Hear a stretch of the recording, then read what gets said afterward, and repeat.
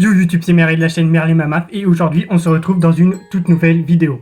Alors aujourd'hui on va faire le résumé de toutes les informations qu'on a sur la suite de Boruto qui s'appellera Boruto To Blue Vortex et qui donc remplacera le titre Boruto Naruto Next Generation.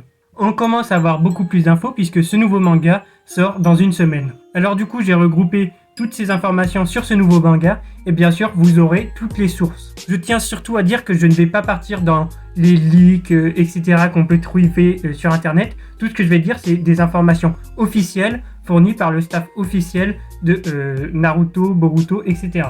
Alors déjà on nous a présenté deux visuels. Le premier c'est le visuel de Sarada, donc c'est le Chara-Design Ukora Sarada Timeskip, elle ressemblera à ça. Comme on peut le voir, elle a un peu vieilli, son style vestimentaire a changé. Bref, on marque là bien un espace dans le temps.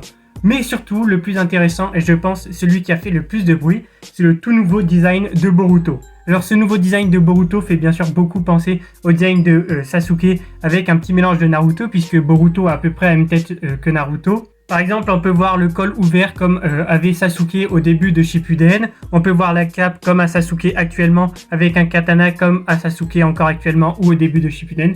Bref, tu as plein de références. Ces références passent bien sûr par les bijoux que porte Boruto. Donc, tu as des bijoux en rapport avec Konoha directement. Tu as des bijoux en rapport avec Uzumaki. Tu as un bijou qui est le logo qu'il avait sur la veste quand il était petit, etc. etc.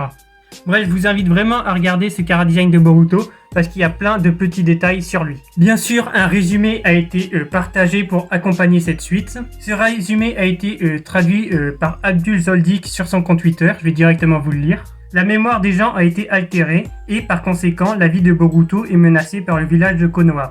Ce qui l'attend quand lui et Sasuke s'échappent du village face à l'adversité et 3 petits points.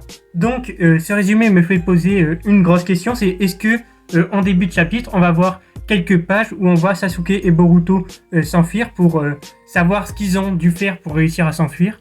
Ou sinon, est-ce qu'on va directement passer dans l'ellipse et on en apprendra plus tard. Ça, j'en sais rien, ce sera à l'auteur de faire son choix. Le Shonen Jump Plus nous partage aussi quelques informations sur son compte Twitter. Il nous dit que le numéro où sortira Boruto sera un numéro extra, donc un extra du V-Jump. Qu'est-ce que ça veut dire ? Ça veut dire qu'il y aura très certainement des pages en plus. Ces pages-là, on peut donc imaginer qu'elles seront réservées à deux choses. Soit le chapitre de Boruto fait plus de pages, vous savez que c'est commun dans un nouveau manga de faire un chapitre plus long. Soit sinon, il y aura des annonces ou les deux aussi. On n'est pas à l'abri qu'il y ait les deux. Les annonces me semblent fort probables puisque on sait que d'ici septembre, un nouvel animé Naruto sera diffusé. Ceci dit, je crois beaucoup aussi à la théorie qu'il y ait plus de pages dans ce chapitre de Boruto. En tout cas, il y en aura plus dans ce numéro du V-Jump. Je pense qu'on a fait toutes les informations officielles qui sont disponibles sur le nouveau manga Boruto.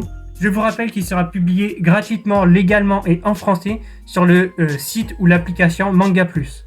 Bref, j'ai très hâte de lire cette suite. N'hésitez pas à me dire ce que vous attendez pour cette suite de Boruto dans les commentaires, à vous abonner, à liker. Je vous dis à la prochaine et ciao.